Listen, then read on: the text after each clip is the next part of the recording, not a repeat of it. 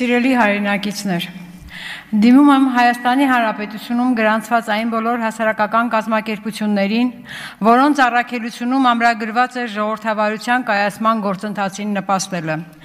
Դիմում եմ ԵՄ և միջազգային կազմակերպություններին, որոնք Հայաստանում ունեն ներկայացուցիչներ կամ դրամաշնորհների կամ արտոնյալ վարկերի տեսքով աջակցում են ժողովրդավարությանը, մարդու իրավունքների պաշտպանությանը, իրավապահ մարմինների բարեփոխումներին։ Ինչու եք լուռ, երբ Հայաստանում ձեր աչքի առջև ոտնահարվում են մարդու իրավունքներն ամենօրյա ռեժիմով, երբ քաղաքական հետապնդման են ենթարկում անհատներ ու կառույցներ միայն նրա համար, որ դրսևորում են ընդդիմադիր կեցվածք և բարձրաձայնում են այս իշխանությունների վարած քաղաքականության արդյունքում երկրի առաջ ծառացած մարտահրավերների, երկիրն այս իշխանություններից օր առաջ ազատելու անհրաժեշտության մասին։ Դուք չեք տեսնում, թե ինչ է կատարվում մեր երկրում տեղական ինքնակառավարման մակարդակում, ինչ քաղաքական ճնշումների են ենթարկվում ընտրված ընդդիմադիր համայնքի ղեկավարները։ Վանաձոր 21 թվականի դեկտեմբերից մինչև օրս 4 տարի շարունակ ԿՊ-ն Վանաձորցուց գողացել է իր ընտրությամբ համայնքի ղեկավար ունենալու իրավունքը։ Ինչու՞։ Ով է վարչապետը ժողովրդի ընտրության դիմաց։ Իրական ժողովրդավարության պարագայում ոչ ոք, իսկ ԿՊ-ի պարագայում փաստորեն իր որոշմամբ ու ճաշակով է նշանակում եւ ոչ թե ընտրվում քաղաքապետը։ Սա է Կոպենհագենյան չափանիշի պահանջը։ Ալավերդի ոստիկանությունը շրջապատում է քաղաքապետարանը, թույլ չի տալիս, որ ավականուն դիմադիր անդամները ներկայանան նիստին, իրենք իրենցով ու ԿՊ թռածով նիստ են անում համայնքի ղեկավար փոխում։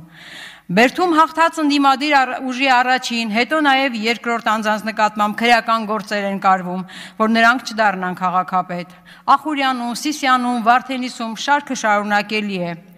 Փարաքարում սպանվում է ընդդիմադիր համայնքի ղեկավարը եւ ուղիղ հաջորդ օրը վարչապետը այն բնութագրում է որպես վրեժխնդրություն, ու իրավապահ մարմինները այդ վարկածը դիտարկում են որպես միակն ու անհերքելին, ինչպես Ազատի կացարանում 15 զինվորի կյանք խլած հրդեհի դեպքում։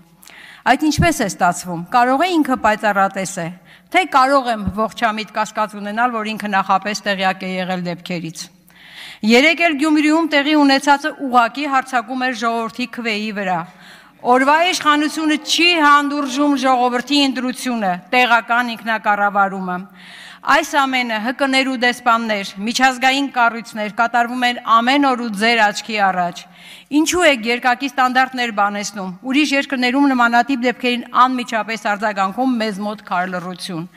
Իմացեք, որ ժողովուրդն այլևս չի հավատում ոչ օրվա իշխանություններին, ոչ նրանց հայտարարած ժողովրդավարության բաստիոնին, ոչ էլ լուռ հետևող միջազգային կառույցներին։ Կամ դուք սխալ տեղեկություն եք ստանում, ինչը քիչ հավանական է, կամ ձեզ ձեռք է տալիս նման իրավիճակը։ Իսկ այս իրավիճակը նպաստավոր է միայն օրվա իշխանություններին, իրենց իշխանությունը օր ավել պահելու համար, ինչպես նաև թուրք-ադրբեջանական տանդեմին, իրենց պահանջները գլխիկոր իրականացնող իշխանություն Հայաստանում պահելու համար։ Ավարտվեց է ժամանակ։ Մեկ րոպե, կներեք, մեկ վայրկյան։ Սիրելի հայրենակիցներ, բոլոր կաշառակեր սրիկաները փտելու են բանտում։